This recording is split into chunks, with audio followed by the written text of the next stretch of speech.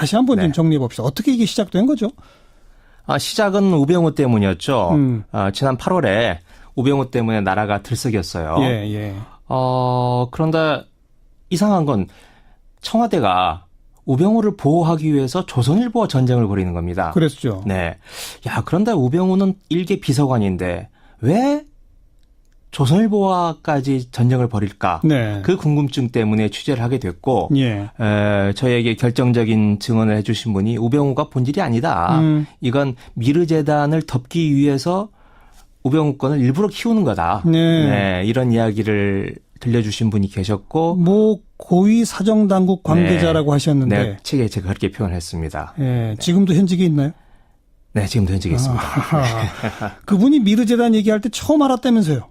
네, 그때는 제가 처음 알았습니다. TV조선에서 이미 한 달 전에 보도를 했었는데, 네. 제가 그 보도 사실 자체를 까맣게 모르고 있었어요. 그러니까. 네. 그래서 미르가 뭐예요? 그랬다면서요? 네. 그랬습니다. 그랬더니 기자 맞아? 이랬던 거죠. 네. 그래서 뒤져보니까. 네. 어땠습니까? 그래서 이제 여러 사람들 탐문을 하게 됐는데, 그 중에 한 분이 이제 최순실 씨를 잘 아는 어떤 분이 그 미르재단의 뒤에 최순실이 있다. 네. 라고 하는 이야기를 들려줬죠. 예. 그래서 취재 의욕이 훨씬 더 솟았고. 예. 그런데 있다라는 것만 아는 것만으로는 부족한 거죠. 증거를 입증을 해내야 되기 그러니까요. 때문에. 예. 그래서 이제 저희 아까 얘기했던 특별 취재반을 꾸리고 그 증거를 잡기 위해서 저희들이 한 20일 동안 뒤지다가 최순실의 이제 꼬리를 밟게 된 거죠. 네. 꼬리를 밟은 게 바로 K스포츠재단 이사장이 그렇죠. 최순실이 다니던 단골 마사지 센터. 네, 그 센터장이었다. 그러죠. 네. 그게 이제 첫 보도였습니다. 9월 20일자입니다. 예. 그걸 어떻게 알게 됐어요, 그래? 그건 처음에 추리죠. 한 300억 가까운 큰 돈을 만지는 재단의 이사장인데 그 사람이 그래도 제법 체육계에서 명망이 있는 사람이어야 될 텐데 예. 이력을 뒤져보니까 스포츠 마사지 센터의 센터장밖에 안 되는 거예요. 예. 그러니까 뭔가 이상하다 하고 그 마사지 센터 이름이 운동기능회복센터라고 하는 건데 그 집 지도에 찾아보고 또 최순실의 살던 집을 찾아보니까 한 50m밖에 안 떨어지는 아주 가까운 거리에 있는 겁니다. 네. 그래서 이건 분명히 최순실이 단골로 다니던 마사지 센터일 거다. 그러니까 이 사람을 그렇게 낙하산식으로 꽂은 걸 거다라고 네. 하는 추정에서 취재를 시작한 겁니다. 예. 네, 그래서 또 결정적으로 응언을 들려주신 분이 계셔서 마사지 센터 내부에 네, 마사지 센터 내부에 그 정동춘 이사장과 같이 동업을 했던 분이에요. 네네. 동업을 했던 분이 최순실 씨 우리 센터의 단골이다. 나도 잘 안다. 나한테도 마사지 센터 K스포츠 재단 이사장을 제안을 했었다. 이런 식으로 저희들에게 이야기를 해 주셨습니다. 예. 네. 근데 그분이 그렇게 말을 하실 때는 전혀 경계심 없이. 그렇군요. 네, 이게 이렇게까지 번질 거라고는 생각하지 않고 말씀해 주셨던 거죠. 그때까지만 해도 박근혜 대통령이 퇴임 후를 대비해서 옛날 이래재단 축소판 비슷하게 재단 한두 개 만드는가 보다. 거기에 최순실 오래된 40여 년 된 그 인연이 뭔가 그런 제안도 하고 역할도 하는 모양이다. 이제 그 정도 수준이었단 말이에요. 네. 그러다 그게 이제 갑자기 최순실의 딸 정유라 이화여대 게이트로 좀 번졌죠. 네, 그렇습니다. 그러다가 그것이 국정농단으로 번졌죠. 네, 그렇죠. 그 결정적 고비가 뭐예요, 그러면? 몇 가지 고비가 있는데 첫 번째 고비는 이화여대 말씀하셨던 이화여대 문제죠. 처음에 저희에게 저 이야기를 들려준 분은 안민석 의원입니다. 네, 안민석 의원이 바로 그해 여름에 9월 초로 알고 있는데 9월 초에 학부모들하고 같이 어떤 아이스크림 가게에 가서 아이스크림을 먹는데 그중 한 학부모가 그러더라는 거예요. 이야기 들어보니까 최순실이 이화여대 가서 난리를 쳤다는 거예요. 예. 라고 하는 이야기를 들려준 거예요. 그래서 안민석 의원이 귀가 번쩍 뛰었죠. 안민석 의원이 체육대학 교수 출신이에요. 그렇죠. 네. 예. 그래서 귀가 번쩍, 그리고 최순실을 계속 추적을 해왔던 분이시라서 귀가 번쩍 뛰어서 그 학부모한테 자세한 얘기를 들었어요. 네. 그리고 그 이야기를 저희에게 전달해 주신 겁니다. 그래서 저희들이 그 이야기를 듣고 그 최순실이 난리를 친 함정혜 교수님 네. 저희들이 찾아가서 자초지종 이야기를 듣고 네. 관련자 얘기를 들으면서 이화여대 대해 첫 보도가 시작이 됐죠. 네. 그러니까 이제 그때까지는 최순실이라는 사람이 최태민의 딸인데 자기 딸을 위해서 웬갓 횡포를 하는구나. 네. 참 좀 전형적인 강남의 졸부 뭐 이런 식의 이미지. 네네. 그런 정도였다가 갑자기 이제 뭐 국정에 뭐 이렇게 된 건 또 어떻게 된 겁니까? 그건 아무튼 태블릿 PC 보도가 있은 후였겠죠? 네. 결정적인 고비가 태블릿 PC였죠. 그 전에 여러 가지 이야기가 나왔었는데, 그 JTBC가 태블릿 PC를 보도함으로 인해서, 야, 이 정도로까지, 예. 대통령 연설문을 고치고, 대통령 각종 보고서를 받아보고, 예. 한다는 게 10월 24일에 JTBC가 보도를 하고, 저희들이 바로 또 이어서 10월 25일에, 저희들이 미르재단 사무총장 예. 이성한 씨로부터 들은 이야기를 또 대대적으로 또 보도를 했죠. 그게 그렇죠. 서로 맞물리면서 이성한 사무총장한테 네. 들은 얘기가 매일 저녁 뭐 몇십 센티미터짜리의 네. 보고서들이 청와대 보고서를 받아서 그걸 최순실 씨가 들여다보고 네. 그리고 무슨 회의를 했다. 네, 회의를 하고 그런 그리고 거였죠. 이성한 씨가 하는 말이 박근혜 대통령이가 이래라 저래라 지시를 하는 구조다. 네, 두 네, 사람의 관계가. 네, 네. 그런 이야기도 저희들에게 들려줬습니다. 아니 제가 그래서 궁금한 게 네. 태블릿 PC 보도가 이 10월 24일인데 네. 바로 다음 날 아침인 10월 25일자 한겨레 신문에 이게 실렸단 말이에요. 네. 다시 말하면 한겨레 신문은 태블릿 PC 보도 이전에 네. 이미 이성한 사무총장과 수차례 인터뷰를 해서 국정농단이 있네라는 걸 알고 있었다는 네, 거 아니에요? 알고 있었습니다. 근데 왜 미리 보도하지 못했죠? 그건 이성한 씨가 저희들에게 이야기를 할 때 철저하게 약속을 지켜달라, 오프 더 레코드를 해달라, 기사화하지 말아달라라고 요청을 했고 저희들이 그 전제에서 이성한 씨로부터 여러 차례에 걸쳐서 오랜 시간에 걸쳐서 예, 이야기를 예. 들을 수 있었던 겁니다. 예. 그랬다가 이제 JTBC가 보도를 하니까 이제는 이걸 그냥 우리만 알고 있어서는 안 되겠다 싶어서 바로 다음 날 이어서 보도를 했던 거죠. 이성한 사무총장도 태블릿 PC까지 보도된 마당에 이제 오프 더 레코드 요구가 안 받아들이겠구나라고 알고 있었겠네요. 네. 뭐 승인한 건 아니었는데 또 그렇다고 크게 저희들에게 항의를 하거나 그러진 그렇죠. 않았습니다. 네. 네. 그뿐 아니라 뭐 K스포츠재단의 정현식 전 사무총장, 네. 또 뭐 노승일 부장, 네. 뭐 고영태 씨, 네. 수없이 많은 증인들이 쭉 등장을 하는 거죠. 네, 그렇습니다. 그 중에서 말씀드리고 싶은 게 정현식 사무총장인데 네. 아까 이성한 사무총장이 미르재단의 사무총장이라면 그렇죠. 정현식 사무총장은 K스포츠재단의 사무총장입니다. 사무총장이란 자리가 그 조직의 인사, 돈 모든 걸 관장하는 그런 책임 있는 자리에 있는 분들입니다. 예. 그러니까 핵심이라고 할 수 있죠. 예. 근데 정현식 씨 같은 경우는 처음에는 저희들의 취재를 피했습니다. 그래서 전화도 안 받고 말씀도 안 해주셨어요. 그런데 가족들이 점점점 돌아가는 상황을 보니까 네. 이게 문제가 커지고 이러다가 이 정현식 씨가 남편이 아버지가 다치겠다. 예, 예. 왜냐하면 최순실이라는 존재는 아예 이름도 사진도 존재 자체가 알려지지 않은 인물이고 정현식 씨가 얼굴을 내밀고 돈을 받고 도장을 찍고 다 했기 때문에 예. 당신이 다칠 수 있으니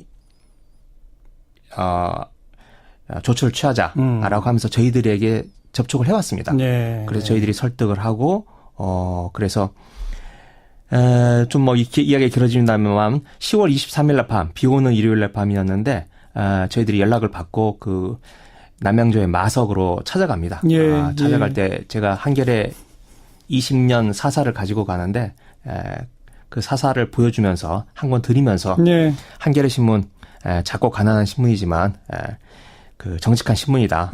그러니 저희들에게 모든 걸 말씀해 달라라고 간청을 하면서 이야기를 듣게 됐습니다. 그리고 이제 적극 협조로 네, 돌아서 그 다음에는 협조를 해주셨죠. 청문회 나와서도 적극적으로 그렇습니다. 가장 적극적으로 이야기를 해주신 분이 한 분인데 그렇게 큰 주목은 받지 못했습니다. 네. 어쨌든 이런저런 이제 취재 후기를 쭉 좀 짚어봤는데 네. 이제 좀 간략히 정리해 봅시다. 김희겸 기자께서도 사실 맨 처음 이거 한 두 달 됐을 때 어디까지 번져갈지 겁이 난다라고 말했던 것처럼 네. 몰랐죠? 사태가 네, 거죠.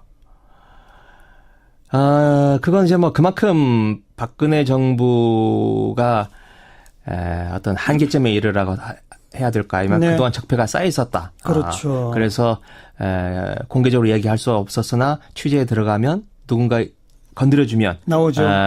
이야기를 하고 싶었던 사람들이 많이 있었다. 예. 그 당시 상황이 그랬다고 볼 수 있겠습니다. 예.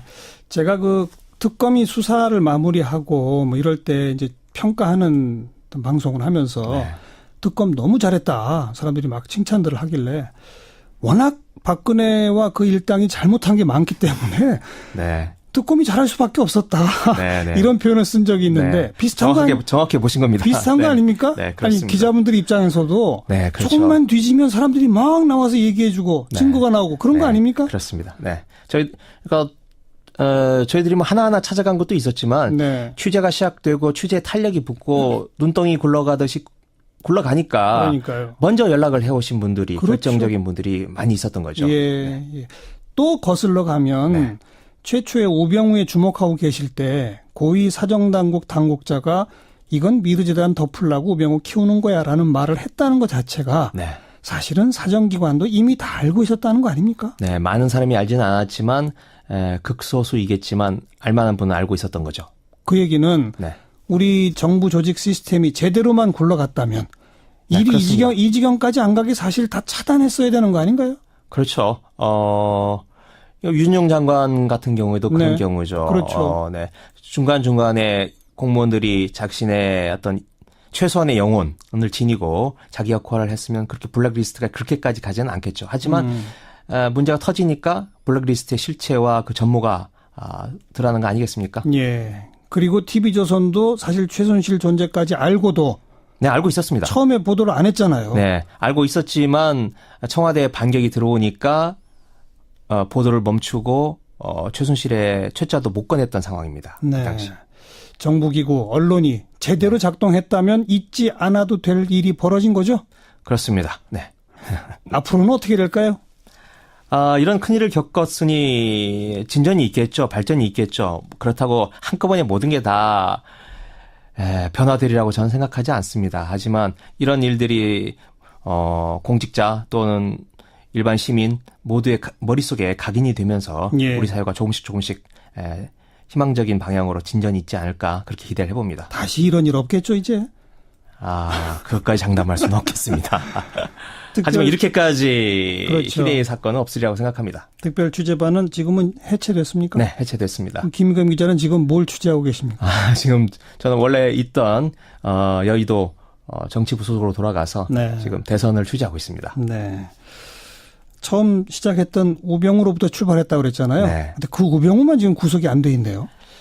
네, 그만큼 이제 검찰 조직이 강고하고 어떤 조직의 자기 보호 본능 이게 강하다고 봐야겠죠. 특히 우병우가 심어놓은 그 라인, 이른바 우병우 라인이 있기 때문에 초기에 수사는 초기에 해야 되는 건데 증거를 잡아야 되는데 그 타이밍을 놓쳐버렸다 이렇게 볼 수 있겠습니다. 네.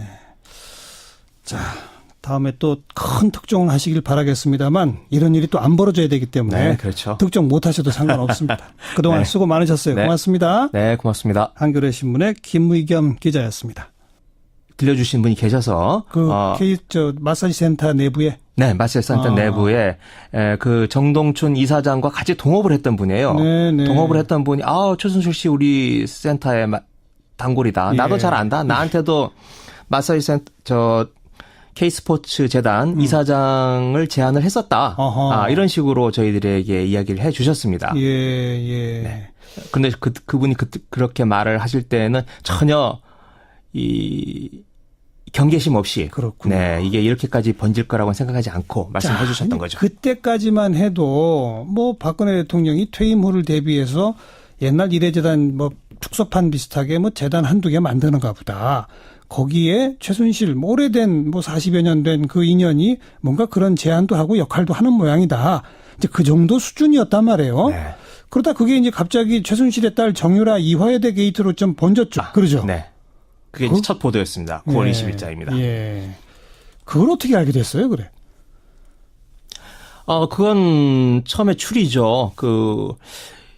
한 300억 가까운 큰 돈을 만지는 재단의 이사장인데 그 사람이 그래도 제법 체육계에서 명망이 있는 사람이어야 될 텐데 예. 이력을 뒤져보니까 스포츠 마사지 센터의 센터장밖에 안 되는 거예요. 예. 그러니까 뭔가 이상하다 하고 그 마사지 센터 이름이 운동기능회복센터라고 하는 건데 그 집 지도에 찾아보고 또 최순실에 살던 집을 찾아보니까 한 50m밖에 안 떨어지는 아주 가까운 거리에 있는 겁니다. 네. 그래서 야 이건 분명히 최순실이 단골로 다니던 마사지 센터일 거다. 그러니까 이 사람을 그렇게 낙하산식으로 꽂은 걸 거다라고 네. 하는 추정에서 취재를 시작한 겁니다. 예. 네, 그래서 또 결정적으로 응원을 네, 그렇습니다. 그러다가 그것이 국정농단으로 번졌죠. 네, 그렇죠. 그 결정적 고비가 뭐예요, 그러면? 몇 가지 고비가 있는데 첫 번째 고비는 이화여대 네. 말씀하셨던 이화여대 문제죠. 처음에 저희에게 저 이야기를 들려준 분은 안민석 의원입니다. 어허. 네, 안민석 의원이 바로 그해 여름에 네. 9월 초로 알고 있는데 9월 초에 학부모들하고 같이 어떤 아이스크림 가게에 가서 아이스크림을 먹는데 그중 한 학부모가 그러더라는 거예요. 이야기 들어보니까 최순실이 이화여대 가서 난리를 쳤다는 거예요. 예. 라고 하는 이야기를 들려주는 거예요. 그래서 안민석 의원이 귀가 번쩍 뛰었죠. 안민석 의원이 체육대학 교수 출신이에요. 그렇죠. 네. 네. 그래서 귀가 번쩍 그리고 최순실을 계속 추적을 해왔던 분이시라서 귀가 번쩍 뛰어서 그 학부모한테 자세한 얘기를 들었어요. 네. 그리고 그 이야기를 제가 그 보도 사실 자체를 까맣게 모르고 있었어요. 그러니까. 네. 그래서 미르가 뭐예요? 그랬다면서요. 네. 그랬습니다. 그랬더니 기자 맞아? 이랬던 거죠. 네. 그래서 뒤져보니까 네. 어땠습니까? 그래서 이제 여러 사람들 탐문을 하게 됐는데 그중에 한 분이 이제 최순실 씨를 잘 아는 어떤 분이 그 미르재단의 뒤에 최순실이 있다라고 네. 하는 이야기를 들려줬죠. 예. 그래서 취재 의혹이 훨씬 더 솟았고 예. 그런데 있다라는 것만 아는 것만으로는 부족한 거죠. 증거를 입증을 해내야 되기 때문에 예. 그래서 이제 저희 아까 얘기했던 특별 취재반을 꾸리고 그 증거를 잡기 위해서 저희들이 한 20일 동안 뒤지다가 최순실의 이제 꼬리를 밟게 된 거죠. 네. 꼬리를 밟은 게 바로 K스포츠재단 이사장이 그렇죠. 최순실이 다니던 단골 마사지 센터 그 센터장이었다. 다시 한번 좀 정리해 봅시다. 어떻게 이게 시작된 거죠? 시작은 우병우 때문이었죠. 지난 8월에 우병우 때문에 나라가 들썩였어요. 예. 그런데 이상한 건 청와대가 우병우를 보호하기 위해서 조선일보와 전쟁을 벌이는 겁니다. 그랬죠. 네. 그런데 우병우는 일개 비서관인데 왜 조선일보와까지 전쟁을 벌일까? 네. 그 궁금증 때문에 취재를 하게 됐고, 예. 저희에게 결정적인 증언을 해주신 분이 우병우가 본질이 아니다. 이건 미르재단을 덮기 위해서 우병우 건을 일부러 키우는 거다. 네. 이런 이야기를 들려주신 분이 계셨고, 고위 사정당국 관계자라고 하셨는데, 네, 책에 제가 그렇게 표현했습니다. 예, 지금도 현직에 있나요? 네, 지금도 현직에 있습니다. 그분이 미르재단 얘기할 때 처음 알았다면서요? 네, 그때는 제가 처음 알았습니다. TV조선에서 이미 한 달 전에 보도를 했었는데,